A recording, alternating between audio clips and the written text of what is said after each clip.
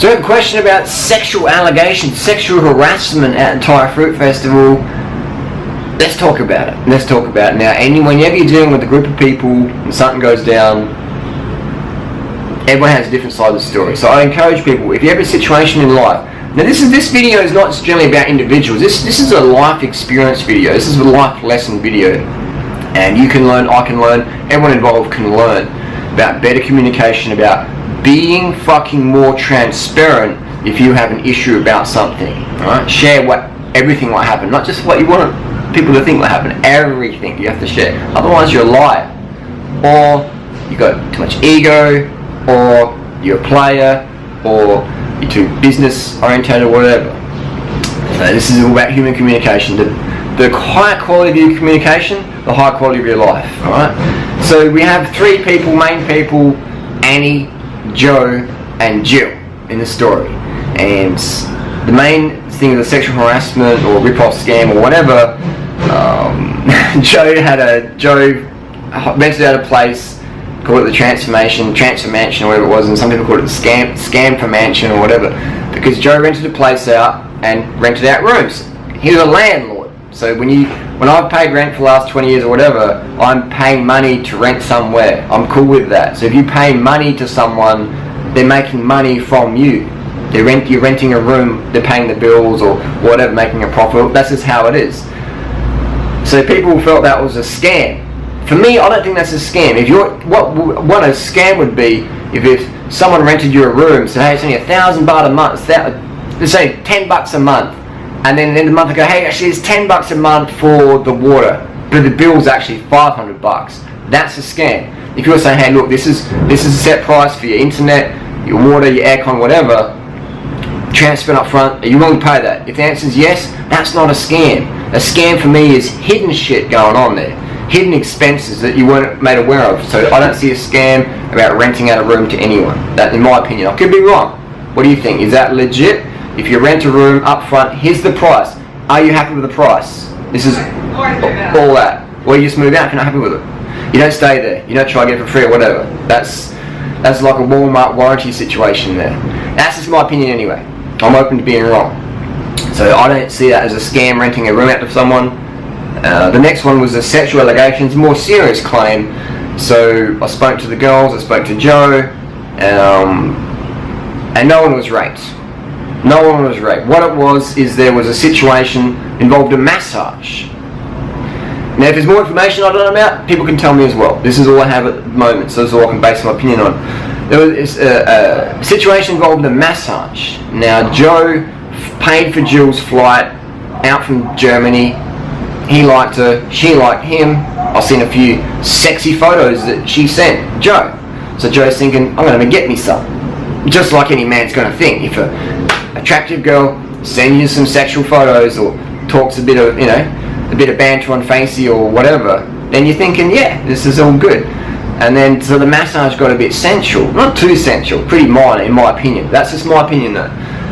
So I wouldn't consider that as sexual harassment.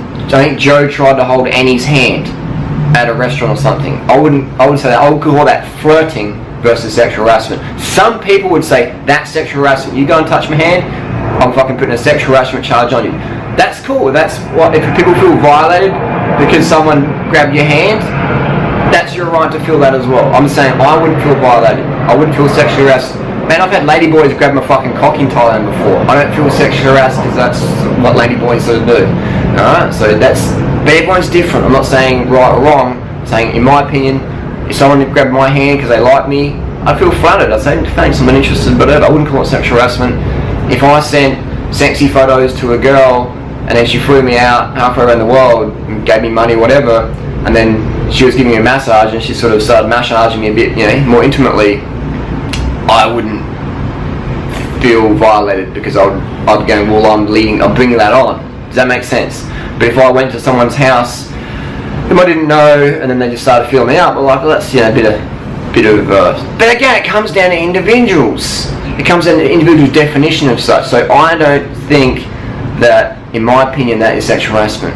What do you think? The viewers decide. So I told these girls, I told Annie, I told Jill, I told Joe, I said, if you feel like fucking victims, you need to stand up and say exactly what the fuck happened. You need to be transparent. And if you can't fucking talk about something like that, then it's either lies, or you don't give a fuck about it, and you're just trying to create some drama. So hopefully all three of them can make some videos, clear the air. This Chinese whisper bullshit, whatever, it's like a Christina style. You know, fully fake Christina, love and hugs, but under the thing, just sharing a message. And that's wrong. That sort of shit rots a community. And as the event organizer, I encourage people, if you have a fucking problem, speak up, stand up. Make a fucking video about it. Don't do little Chinese whispers, because Chinese whispers get misinterpreted. Someone says, oh, you know, such and such massage my knee, and then it's your thigh, and then it's your tits, and then it's everything, and then it's like a fucking fist. It gets blown out of proportion, but when there's a video to share around, everyone can watch the fucking video. If there's allegations to be made, fantastic, but make a video about it. Otherwise, humans, we're deletion creatures, we forget shit. But if there's a video, we can go back, what happened? Oh shit, let me pull up, what, let me rewind that. Otherwise you forget shit or you misconstrue stuff. So if anything ever happens to you, you have to make a video about it.